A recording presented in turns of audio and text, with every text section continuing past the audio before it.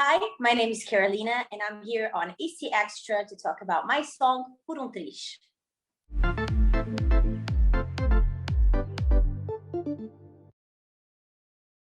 You're probably used to speaking a lot to like proper journalists. I'm not. I'm like just a fan who writes for a website. You know, generally proper journalists are kind of a bit rude and don't ask like very good questions.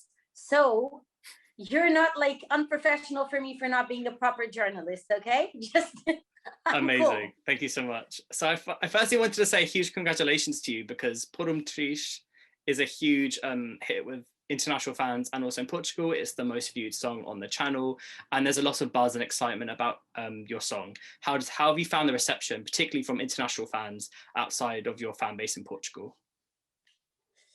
You know, I was invited before and I was a bit scared because I'm not a competitive person, and everything that brings like disagreement when it comes to music makes me really anxious, because when you create a song, it's something so personal, and sometimes it comes from such a deep and intimate place that to put it out there for other people to rate it or to judge it, it's not that I'm not humble enough to let them do it, because they will do it anyway, whether you're in a contest or not. But it's just like comparing the songs, and the other artists, most of them are my friends and my colleagues, so that puts me kind of in an awkward position. But I decided to say yes because I think that when you put yourself out there and when you become an artist, you need to listen to your audience as well. And all of my fans have been asking me for years, like, can you please make a song and try to participate in the Festival da Canção? So I went for it, and the reaction has been, and all the feedback I've been getting has been really, really, really incredible. Even the people who don't like the song that much, they all have been like really polite and like telling me in a constructive way what they wish I've done different and what they don't really enjoy in the lyrics or in the song. And I feel like I'm learning from that as well, you know, because it's an exercise to have other people look from a different perspective to your work. That's a very nice way of putting it. I think as an artist, it must be very difficult putting yourself out there, yeah. Especially because you do have expectations on you because you're so popular in Portugal and you've like released such high quality music. I've been listening to your discography today on Spotify, and I was really blown away by the range of what you've been doing the last 10 or so years. Like you have Blossom, which is a really commercial, international sounding pop album, and then you have Casa and Mulher, the most recent. So different sides of you. I think it's exciting to see you then come into Festival da Canção with such a pure and traditional, it's not simple, but it's stripped back and it really lets your voice shine. I want to know why that was the song you decided to go with for the festival. You know, as you said, like I grew up listening to a lot of R&B and hip hop and a lot of pop, like a more electronic pop.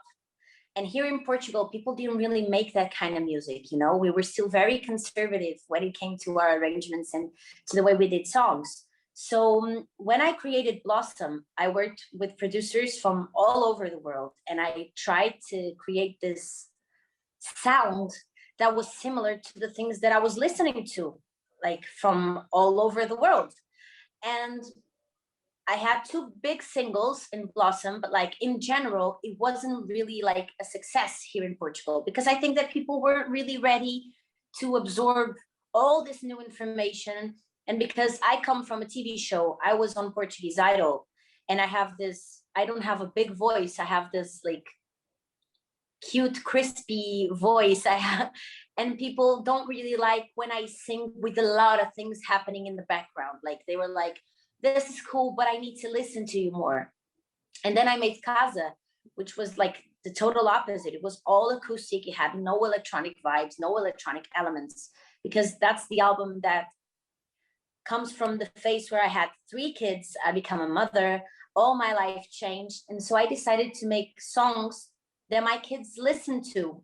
So it was totally different. And now I have Mulher, which is the mix of Blossom and Casa. It has like those two complete opposite sides and complete opposite genres that I put together for Mulher.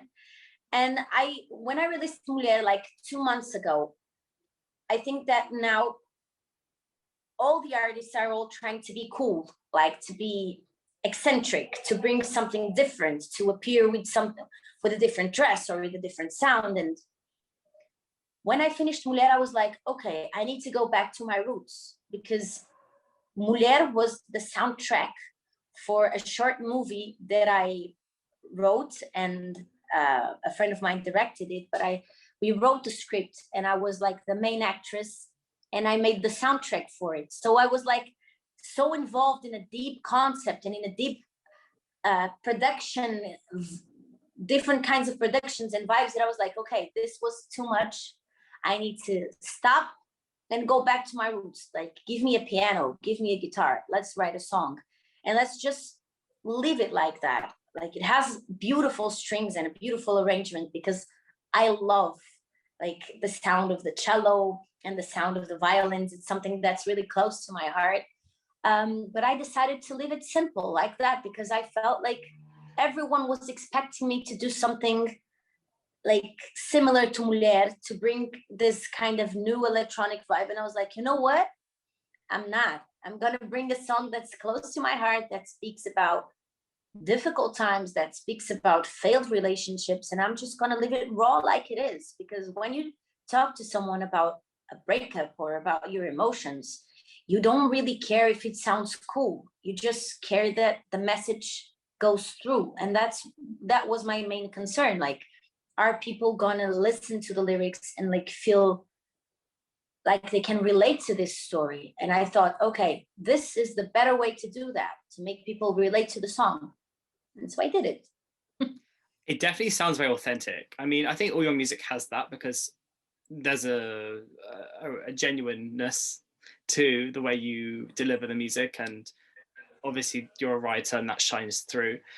Something I've noticed in Festival da Canção the last few years, ever since Salvador won, and I'm not sure if this is true for you because you said you had been approached before, but there's been a massive change in the artists that come forward, and also the tone of the show and the kinds of songs that we get. Yes, like, yes. You participating and also the song and also the rest of the lineup really reflect this. Did that have any part in your decision to participate in this year? Because I imagine there was a buzz like when you were releasing this commercial music back in, what was it, 2016? Yeah, 2016. Yeah, a lot of people, you know what, like Festival da Canção was very popular when I was a young girl, and when my mother was a young girl back in the days here in Portugal. And then I think because we never won, like people started like getting really sad and frustrated, and so the festival lost like its importance here, because I feel like we were kind of hurt, you know, like, they never give us a credit anyway, so let's just leave it like that. And then all the team from RTP, who is the main channel who produces the show here in Portugal, they decided to rebrand the festival here in Portugal, and they invited a lot of big artists, like artists that you listen to in the radio, that you go to their shows. And so when Salvador participated, it was the first edition with this new brand, with this new image, where it was cool again to be a part of the Festival da Canção. And so, of course, that had a big influence in my decision and in all my colleagues' decisions, because it's like, okay, now I feel like I can, like, I see myself there. Like, the image is cool, the way that the songs are respected, like, is cool, the way they play it on TV, all the things we do, it's a thing where I won't feel like misplaced, like, what am I doing here, you know? And that was a big decision. And of course, like, Salvador winning Festival da Canção showed that it is actually possible. Like, there's not this a bunch of people like, we don't want Portugal to win, we'll never let Portugal win. They let us win when the song was actually a winning song. And so I think that that brought hope to all of us. I don't think that we expect to win anytime soon, but like it put us on a map. Like when we come from Portugal, people pay attention, and that I think that that's the best thing. I mean, yeah, I think internationally we've also realized and recognized that, because you did such a fantastic job hosting in Lisbon in 2018, and there's been such a confidence with which you guys have approached the Eurovision contest since, and the buzz about it and the broadcast, so even the visuals that they're presenting around the it's just so high quality and so unique to the rest of the continent. I just one last question. I wanted to ask what we can expect from your staging, because it is such an intimate song. How are you looking to replicate this atmosphere in the I don't know if I can say this, but I'm just gonna say it anyway, because I know I'm not a fan of big secrets or anything.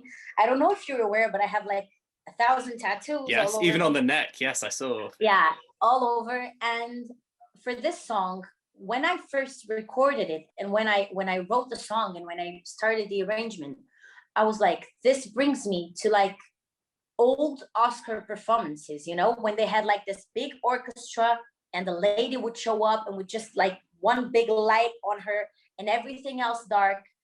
And I thought, people are not gonna expect me to bring like this big dress, my hair up and no tattoos, and just do a classical performance. So that's exactly what I'm gonna do. For the first time ever, I'm gonna sing in a dress and not in a hoodie. And I'm gonna cover all my tattoos. We're gonna have this beautiful light. We're gonna have the strings. And I'm gonna sing like I'm in a classical Oscar performance, like I'm this diva from the 60s. And that's what we're trying to do. And all my performance will be all black and white. It won't have any colors. I'm so excited, honestly. Like I can't. I mean, they do such a fantastic job producing it, but your song has so many like so much imagery, and it's so nostalgic in a lot of ways. And I think people seek comfort in that in these times. So I cannot wait to see what you're going to do, and I wish you the best of luck. I will be watching and cheering you on from London, which is where I am. So thank you so much for your time. You know? Oh, I didn't know that. I mean, I studied in London Music School for a whole year. I lived there. Like in 2012, I lived in Hackney. Nice. And then I got back to Lisbon because I recorded my first album, and then I had to stay here because I was working.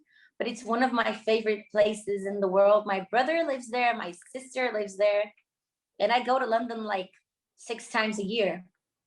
Well, we'd love to see you back once we can travel again and the world isn't so messed up. That'd be great. I'd love to see you play here. I would love that too. Maybe one day. I would love that. I'll be front row. I performed like in small pubs when I was studying music, but like since I have my own songs and my own albums, I've never done it. So hopefully next year or something like that. Yeah, that'd be amazing. Thank you so much. Thank you so much for inviting me, and I really hope you like my performance. I'm sure I will. I'm sure we will. Thank you.